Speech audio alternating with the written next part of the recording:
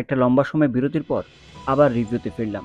যদিও এই গল্পটি বেশ পুরনো, তারপরও মনে হলো এই গল্পটা আমার কেমন লেগেছে তা আপনাদের সঙ্গে শেয়ার করি। ভালোবাসা মানুষকে অন্ধ করে দেয়। সেই অন্ধত্ব কতটা, সেই কতটা জানতে হলে আপনি একটা সিনেমা দেখতে পারেন। নাম খুফিয়া। হ্যালো বন্ধুরা, মোকাম্মল চ্যানেলের নতুন একটি এপিসোডে আপনাদের সবাইকে স্বাগতম। নেটফ্লিক্সে প্রিমিয়ার হয়েছে এই খুফিয়া সিনেমাটি। আজ আমরা রিভিউ এবং অ্যানালাইসিস করব এই খুফিয়া সিনেমাটির। গল্পটা মানে কৃষ্ণা মেহরার, যে রয়ের একজন সিক্রেট এজেন্ট এবং তার পোশাকি পদবি হলো ইন্ডিয়ান হাই কমিশনার, একজন উচ্চপদস্থ কর্মচারী, তাও আবার যার পোস্টিং বাংলাদেশে। সময়টা 2004 সাল। সেই সময়ে বাংলাদেশ সরকার প্রধান কারা ছিল সেটা আমরা কম বেশি সবাই জানি। এখানে আবার আলোচনাটা অন্যদিকে নিয়ে যেতে চাচ্ছি না। সেই সময় বাংলাদেশের এক মন্ত্রীর সঙ্গে আইএসআইএসের একটা সম্পৃক্ততা ছিল, আর সেই সম্পৃক্ততাতে রয়ের ভূমিকা। সেই রতে আবার কাজ করছে সিআইএ এর একজন গোপন এজেন্ট। একসময় র বুঝতে পারে যে তাদের ভেতরে একজন ব্ল্যাক শিপ আছে, তো তার উপর শুরু হয় নজরদারি। আর এসবের মাঝে কিভাবে ঢুকে পড়ে বাংলাদেশের হিনা রহমান, তাই নিয়ে তৈরি হয়েছে এই ওয়েব ফিল্মটি, মানে খুফিয়া ফিল্মটি। 157 মিনিটের এই সিনেমাটি প্রিমিয়ার হয়েছে 5 অক্টোবর। এবার আমরা এই সিনেমাটির অ্যানালাইসিস করব। এই সিনেমাটির গল্প নেওয়া হয়েছে এস্কেপ টু নোওয়্যার থেকে, যা লিখেছিলেন অমর ভূষণ, এবং এই সিনেমার স্ক্রিনপ্লে লিখেছেন বিশাল ভারদ্বাজ এবং রোহান নেরুলা। এই সিনেমাটির গল্পটি পুরোপুরি প্লট ড্রিভেন। এই সিনেমা শুরুই হয় হিনা রহমানের মৃত্যু দিয়ে, মানে একটা ইনসাইডিং ইনসিডেন্টকে দারুণভাবে ইনকর্পোরেট করে গল্পটার ভেতরে ঢোকানো হয়েছে। এরপর গল্প যেভাবে এগিয়ে গেছে, মানে 157 মিনিট কিন্তু অলমোস্ট আড়াই ঘন্টা, মানে আড়াই ঘন্টারও বেশি। সেই আড়াই ঘন্টা এই স্ক্রিন প্লেটাকে সুন্দরভাবে টেনে নিয়ে গেছে।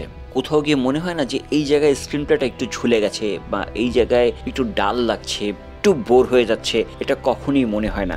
আর এই সিনেমার যেই মিশনটা, মানে কৃষ্ণা মেহরার যে মিশনটা, সেটা শুধুমাত্র যে জাতীয় স্বার্থের ব্যাপার আছে তা নয়, এর সঙ্গে তার একটা পার্সোনাল মিশনও আছে, যেই জিনিসটা আমার কাছে বেশ ভালো লেগেছে।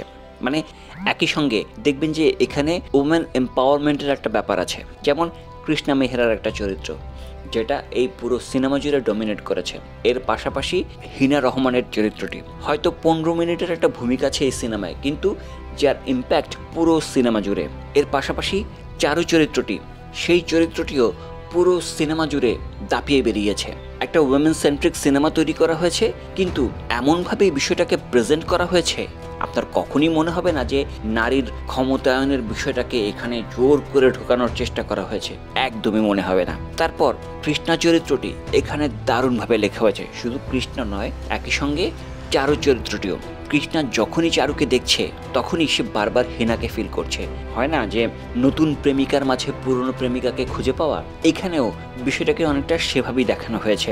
এবং কৃষ্ণা কেন তার স্বামীর সঙ্গে ডিভোর্স নিল সেই বিষয়টাকেও এখানে খুব যৌক্তিকভাবে উপস্থাপন করা হয়েছে। হ্যাঁ, এখানে অনেকগুলো ছোটোখাটো চরিত্র ছিল, সেই চরিত্রগুলোকেও মানে সমান গুরুত্বের সঙ্গে উপস্থাপন করা হয়েছে। হয়তো স্ক্রিন প্রেজেন্স কম ছিল, কিন্তু প্রত্যেকটা চরিত্র। আচ্ছা, ওখানে যে বলছিলাম নারীর ক্ষমতায়নে, সেখানে যদি ভালো করে খেয়াল করেন দেখবেন রবির মায়ের যেই চরিত্রটি, সেই চরিত্রটিও সমানভাবে গুরুত্বপূর্ণ এবং একই রকম ইম্প্যাক্ট ফেলছে পুরো সিনেমা জুড়ে। তো এই বিষয়গুলোকে বেশ সুন্দরভাবে হ্যান্ডেল করেছে। এই সিনেমাটি পরিচালনা করেছেন বিশাল ভারদ্বাজ। তিনি দারুণ একজন পরিচালক। তার পরিচালিত যে কোনো কাজ যখনই দেখি তখনই না এক ধরনের মুগ্ধতা ছড়িয়ে যায়।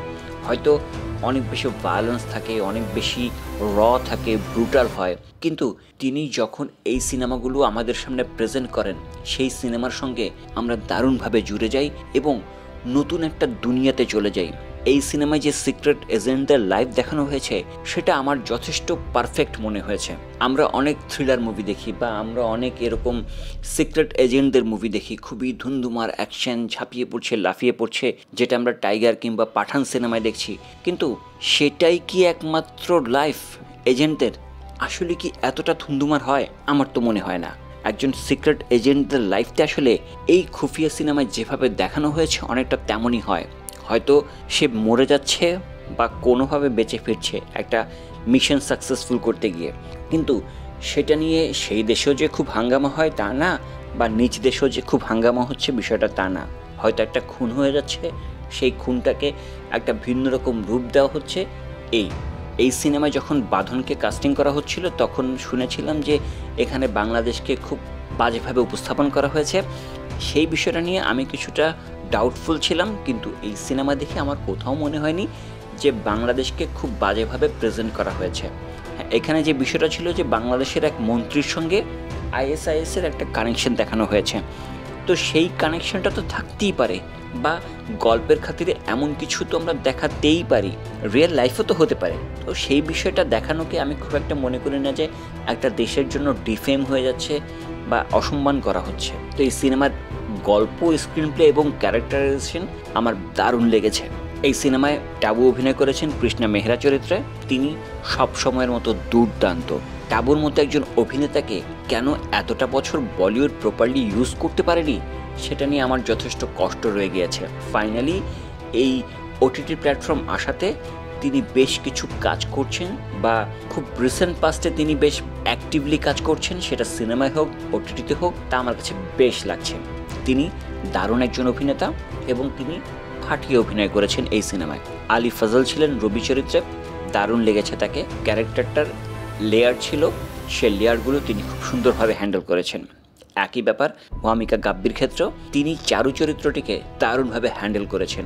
মানে আমি তার আগে যে কটা কাজ দেখেছিলাম সেখানে অভিনয়ে কিছুটা শেকিনেস রয়ে গিয়েছে, কিন্তু এখানে তিনি ফাটিয়ে অভিনয় করেছেন। এই সিনেমায় আজমেরি হক বাঁধন অভিনয় করেছেন হিনা রহমান চরিত্রে, তিনি দারুণ অভিনয় করেছেন। পুরো সিনেমা হয়তো তার 10 থেকে 15 মিনিটের ক্যারেক্টার, কিন্তু তিনি যেভাবে তার চরিত্রটিকে হ্যান্ডেল করেছেন এবং নিজেকে উপস্থাপন করেছেন সত্যি মুগ্ধ করবার মতো ছিল। কখনো তাকে খুব ডাম্প মনে হয়েছে, কখনো তাকে খুব ইন্টেলিজেন্ট মনে হয়েছে, কখনো প্রেমিক মনে হয়েছে, এবং সব জায়গায় তিনি দারুণ অভিনয় করেছেন। এই সিনেমাটি পরিচালনা করেছেন বিশাল ভারদ্বাজ। তার ওয়ান অফ দ্য বেস্ট কাজ এই খুফিয়া, এবং তিনি এই পুরো সিনেমাটাকে যেভাবে হ্যান্ডেল করেছেন এবং উপস্থাপন করেছেন তা আমি দারুণভাবে এনজয় করেছি। এর পাশাপাশি এই সিনেমার সিনেমাটোগ্রাফি, এডিটিং, বিজিএম মুগ্ধ করবার মতো ছিল। দারুণভাবে এনজয় করেছি এই সিনেমাটি। সব মিলিয়ে অলমোস্ট পারফেক্ট একটা সিনেমা। এই সিনেমায় একই সঙ্গে যেমন রহস্যের গন্ধও ছিল, তেমনি একইভাবে চরিত্রগুলোর ডেপনেসও ছিল, যা সাধারণত এই ধরনের থ্রিলার গল্পে খুব একটা পাওয়া যায় না। তো সেটা ছিল, যার কারণে এই সিনেমাটি আমার দারুণ লেগেছে। আপনারা যারা খুফিয়া সিনেমাটি দেখেছেন তাদের কেমন লেগেছে তা চাইলে আমাদের সঙ্গে শেয়ার করতে পারেন। আর আমাদের এই ভিডিওটা যদি আপনাদের ভালো লেগে থাকে তাহলে লাইক, শেয়ার ও সাবস্ক্রাইব করুন। ধন্যবাদ।